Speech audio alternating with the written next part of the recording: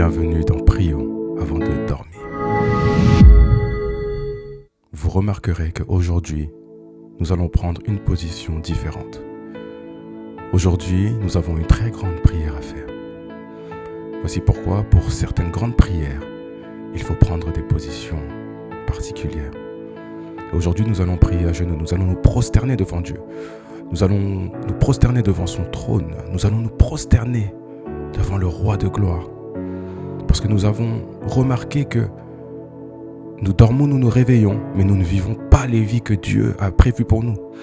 Nous dormons, nous nous réveillons et nous ne vivons pas la réalité que Dieu a prévue pour nous. Et nous voulons nous lever aujourd'hui pour faire des déclarations. Nous allons faire des déclarations qui vont retentir dans le monde des ténèbres, des réclamations qui vont retentir dans les oreilles de celui qui vient pour dérober. Et certaines personnes ont vu leur vie être dérobée devant elles. Certaines personnes ont vu leur destinée être dérobée devant elles. Tu grandissais avec une étoile. Tout le monde disait que tu allais devenir quelque chose, quelqu'un. Mais tu vois que plus le temps passe, plus tu t'écartes de cette destinée, plus que tu t'en rapproches. Voici pourquoi aujourd'hui, nous voulons nous lever aujourd'hui. Nous voulons nous mettre à genoux et réclamer notre vie, réclamer nos bénédictions, réclamer nos élévations. Car le diable a longtemps régné dans nos vies. Cette semaine, le Seigneur nous fait grâce et plusieurs témoignages sont revenus vers nous pour nous dire que nous faisons des rêves qui nous révèlent réellement ce que nous sommes censés vivre. Il y a certaines personnes à travers de ces prières qui voient un changement énorme se passer dans leur quotidien. Voici pourquoi aujourd'hui nous voulons prier pour que ce changement puisse impacter toute personne qui pousse son oreille à écouter, toute personne qui se prosterne aujourd'hui. Nous allons réclamer nos vies.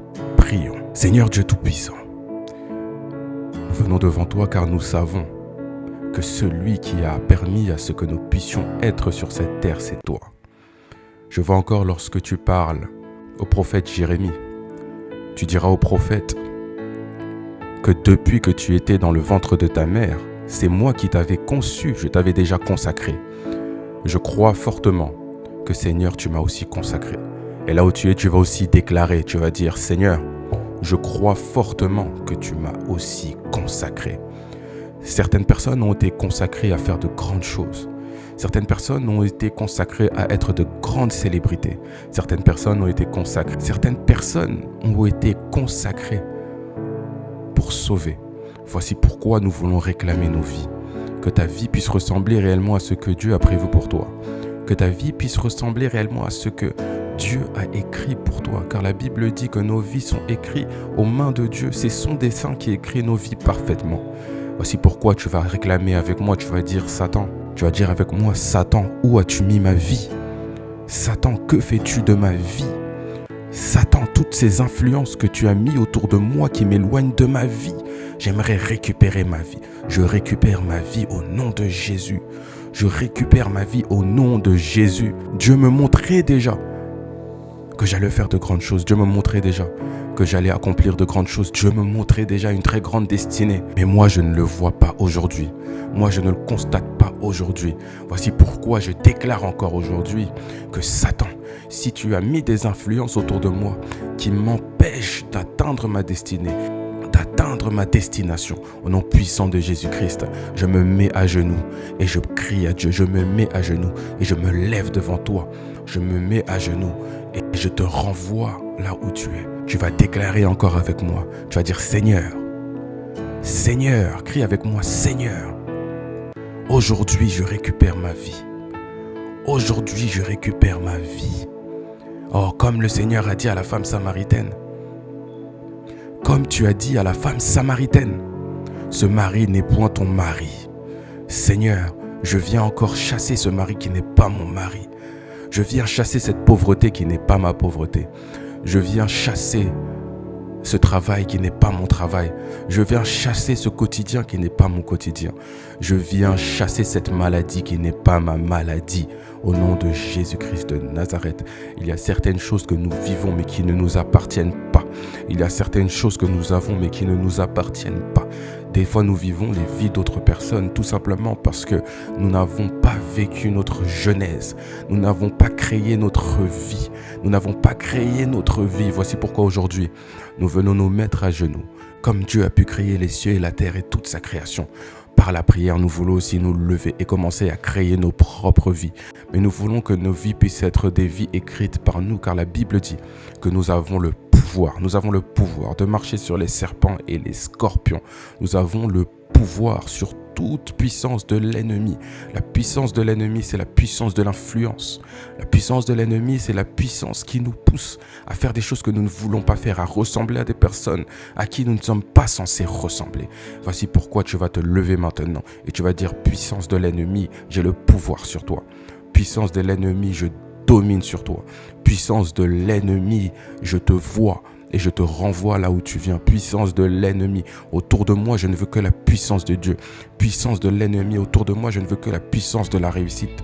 Puissance de l'ennemi, autour de moi, je ne veux que la puissance du sang de Jésus.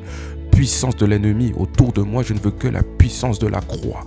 Puissance de l'ennemi autour de moi, je ne veux que la puissance de Jésus. Commence à lui dire qu'en réalité, la vie que tu vis est une vie qui est censée être menée par le Seigneur, écrite par le Seigneur, écrite par sa main et non pas par la main de l'ennemi. L'ennemi n'a pas le pouvoir d'écrire, mais il a le pouvoir d'influencer. L'ennemi n'a pas le pouvoir d'écrire, mais il a le pouvoir de nous mettre sous des lois. Voici pourquoi aujourd'hui nous nous levons.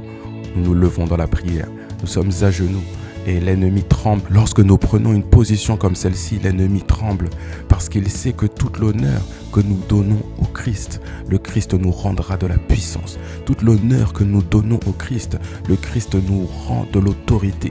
Tout l'honneur que nous rendons au Christ, il nous rajoute du pouvoir. Tout l'honneur que nous rendons au Christ, il nous rajoute de la lumière. Oh, la lumière qui fait mal aux yeux de l'ennemi. La lumière qui fait mal aux yeux des puissances. La lumière qui fait mal aux yeux des dominations. Aujourd'hui, nous sommes venus dans cette position pour réclamer nos vies. Dans cette position pour montrer qu'auparavant, nous regardions nos vies passer devant nous. Mais aujourd'hui, nous sommes à genoux pour que Dieu puisse intervenir. Oh, Dieu intervient comme tu es intervenu à Israël qui était en esclavage. Si Israël ne poussait pas de cris, Dieu ne descendait pas. Si Israël ne poussait pas de cris, Dieu ne descendait pas. Si Israël ne poussait pas de cris, Dieu ne descendait pas. Voici pourquoi je prie encore, Seigneur, que tu puisses entendre nos cris aujourd'hui. Nous ne ressemblons pas à ce que nous sommes censés ressembler. Nos santés ne sont pas à l'image de ce que toi tu as dessiné. Nos images ne sont pas à la ressemblance de ce que toi tu as dessiné. Voici pourquoi aujourd'hui, nous sommes venus encore pour nous mettre à genoux et réclamer nos vies. Que cette nuit puisse être une nuit où le diable sent qu'un changement va se faire. Dans la Genèse, la Bible dit que chaque jour était séparé du jour et de la nuit. Et entre ces jours, il y avait un changement. Le jour 1 ne ressemblait pas au jour 2. Le jour 2 ne ressemblait pas au jour 3. Voici pourquoi nos vies doivent être influencées par nos paroles, par nos déclarations, et non pas par l'influence de l'ennemi, par la fatigue de la veille. Car chaque jour, Dieu disait: j'ai vu que c'était bon. Et le jour d'après, Dieu créait encore de choses merveilleuses. Chaque nuit, nous prions pour que Dieu puisse révéler des choses merveilleuses le jour d'après. Voici pourquoi je prie que même chez toi, tu puisses continuer de déclarer pour ta journée de demain, que tu puisses continuer de déclarer pour cette dernière prière de la semaine de demain. Continue de prier au nom de Jésus-Christ. Continue de prier.